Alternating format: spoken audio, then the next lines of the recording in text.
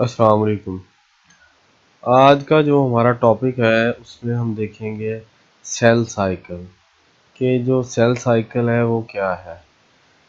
सबसे पहले हम इसके इंट्रोडक्शन की तरफ जाएंगे कि सेल साइकिल होता क्या है और ये किस में होता है। ठीक है, तो सेल साइकिल के मुतालिक मैं थोड़ा सा आपको बताता जाऊं कि जो सेल साइकिल है ये बेसिकली सेल डिवीजन का एक प्रोसेस है जो कि लिविंग ऑर्गेनिज्म के अंदर होता है।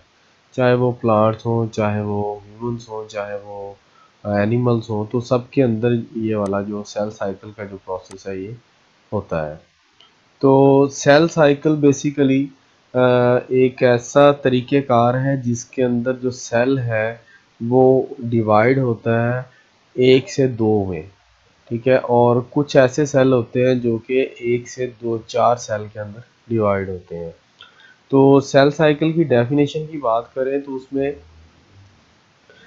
जो सेल साइकिल है, the cell cycle are division cell division cycle, ये क्या है, is the series of event है। बेसिकली ये क्या है, एक सीरीज है किसकी, इवेंट्स की, that take place in a cell that cause it to divide into two daughter cell। और ये जो सीरीज है ये इसको डिवाइड होने में मदद देती है दो सेल में। ये जो सीरीज है ये इसको दो सेल में डिवाइड होने में मदद देती है। सीरीज से मुराद आप ये समझ लें कि जैसे कोई सीक्वेंस के साथ, जैसे कोई मूवीज चल रही होती है या कोई ड्रामे वगैरह होते हैं तो उनकी पार्ट वाइज जो है वो सीरीज होती है। ठीक है, क्या मतलब पहले फर्स्ट पार्ट होगा, फिर दूसरा होगा, फिर तीसरा, इस तरह से। तो इसके अंदर भी बेसिकली जो है वो सेल डिवीजन के कुछ स्टेप हैं, कुछ स्टेजेस हैं, कुछ पार्ट्स हैं जो स्टेप बाय स्टेप ही होंगे। मतलब कोई स्टेप जो है वो मिस नहीं होगा। सबसे पहला स्टेप पहले परफॉर्म होगा और एंड वाला एंड पे होगा। मतलब उसकी तरतीब भी चेंज नहीं होगी। तो जो सेल साइकिल है इसको दो मेन फेजेस के अंदर जो है वो डिवाइड किया गया है। ठीक है, दो मेन फेजेस के अंदर इसको डिवाइड किया गया है। पहली जो फेज है वो है इंटरफेज और दूसरी जो फेज है ये माइटोटिक फेज। ठीक है, सबसे पहले हम इंटरफेज को देखेंगे कि इंटरफेज क्या चीज़ है। ठीक है, इंटरफेज जो है बेसिकली ये पहली फेज है सेल साइकिल की। ठीक है, जिसके अंदर जो है वो डिवीजन नहीं होती, नो डिवीजन अकर। ठीक है, इसमें जो है वो डिवीजन नहीं होती सेल की।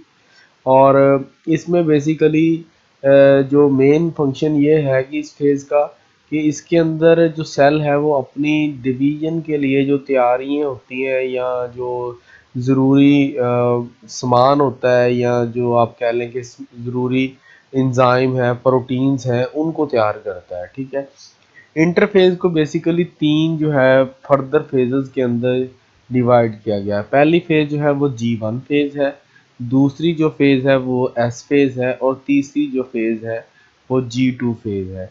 ये आप डायग्राम के अंदर भी देख सकते हैं कि ये एक इंटरफेज का ओवरव्यू दिया गया है कि जब भी कोई सेल डिवीजन का प्रोसेस स्टार्ट होगा सेल के अंदर तो पहले G1 फेज होगी, फिर S फेज होगी, फिर G2 फेज होगी और उसके बाद फिर माइटोटिक फेज होगी। ठीक है, अब हम सबसे पहले G1 फेज की बात करते हैं। G1 फेज जो बेसिकली इंटरफेज की पहली फेज है। ठीक है, इसे गैप वन भी कहते हैं और ये फर्स्ट फेज है और इसके अंदर क्या होता है, growth and normal process take place. ठीक है, ग्रोथ होती है और जो नॉर्मली जो प्रोसेस हो रहे होते हैं सेल के अंदर या न्यूक्लियस के अंदर वो होते हैं। और इस फेज के अंदर डिवीजन नहीं होगी, यानी सेल एक ही सेल से दो में डिवाइड नहीं होगा। और ये सबसे लंबी फेज है इंटरफेज में। और सब इसमें इम्पोर्टेंट काम क्या होंगे सेल के लिए या डिवीजन के लिए, सबसे जो पहला इम्पोर्टेंट काम है प्रोटीन की प्रोडक्शन, यानी प्रोटीन की तैयारी को इंक्रीज कर दिया जाएगा। क्योंकि जो नेक्स्ट फेज है उसके अंदर जो है वो बहुत सारे जो सेल बनने हैं वो प्रोटीन को यूटिलाइज करके ही बनेंगे या प्रोटीन बेस होते हैं। हमें पता है कि हमारी बॉडी जो है वो प्रोटीन से बनी हुई है। तो इस वजह से जो सेल है वो प्रोटीन जो है वो उसकी ज़रूरत होगी उस सेल डिवीजन के दौरान। इस वजह से वो ऑलरेडी प्रोटीन को तैयार करेगा और उसकी प्रोडक्शन को भी इंक्रीज करेगा। और जो इम्पोर्टेंट काम है G1 फेज में, produce the enzyme that use in the next step. ठीक है, ऐसे एंजाइम, और हमें ये भी पता है कि जो एंजाइम है बेसिकली प्रोटीन बेस ही होते हैं, तो ये वो एंजाइम भी तैयार करेगा जो कि अगली फेज के अंदर इस्तेमाल होने हैं, मतलब अगली फेज माइटोटिक फेज या एस फेज आप कह लें। ठीक है, जो एस फेज के अंदर जो एंजाइम इस्तेमाल होने उनको भी ये G1 फेज में ही रेडी करेगा। नेक्स्ट जो हमारे पास फेज है वो हमारे पास एस फेज है। ठीक है, कि एस फेज के अंदर जो है वो बेसिकली ये इंटरफेज की दूसरी फेज है, और इसका जो नाम है वो उसे हम सिंथेसाइजिस फेज भी कह सकते हैं। सिंथेसाइजिस फेज ये सेकंड फेज है। इसके अंदर जो सबसे इम्पोर्टेंट काम ये होता है कि जो डीएनए की कॉपीज होती हैं वो बनती हैं। ठीक है, डीएनए रेप्लिकेट करता है और दूसरी जो है वो क्रोमोसोम की कॉपी तैयार कर लेता है जो कि सेल डिवीजन के अंदर जानी होती है। ठीक है, और at the end of this phase the nucleus will contain two complete set of the chromosome DNA. ठीक है, और आप ये डायग्राम के अंदर भी देख सकते हैं कि जो डीएनए उसकी कॉपी बन जाती है, और जब उसकी कॉपी बनती है तो साथ में जो क्रोमोसोम होते हैं जाहिर सी बात वो भी डबल हो जाएंगे। ठीक है, और क्रोमोसोम जो है वो इस फेज में डबल हो जाएंगे। नेक्स्ट जो हमारी इंटरफेज की लास्ट फेज है वो है G2 फेज। ठीक है, इस फेज के अंदर क्या होता है कि cell prepare for division. Basically cell जो है वो अपने आप को फिर तैयार कर लेता है, और ये शॉर्टेस्ट स्टेज है इंटरफेज की। और इसमें सबसे इम्पोर्टेंट काम क्या होता है कि स्पिंडल फाइबर की प्रिपरेशन होती है, सेंट्रियोल वगैरह बनते हैं। ठीक है, जिन से मिलकर ये स्पिंडल फाइबर जो है वो बनते हैं, या जिनकी मदद से स्पिंडल फाइबर जो है वो प्रिपेयर होते हैं।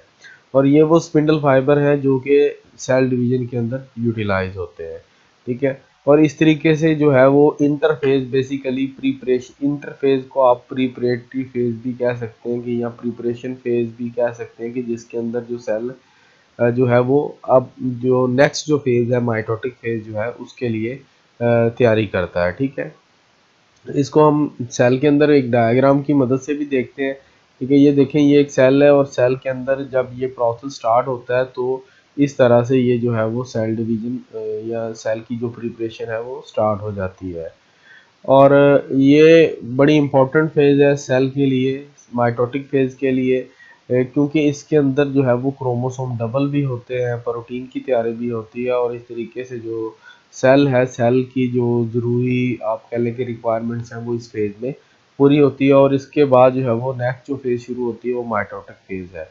इंशाल्लाह नेक्स्ट टाइम हम माइटोटिक फेज को डिस्कस करेंगे कि वो किस तरह होती हैं, उसके कौन कौन से स्टेजेस हैं या कौन कौन से स्टेप्स हैं, और किस तरह से जो सेल डिवीजन का जो प्रोसेस होता है वो कंप्लीट होता है।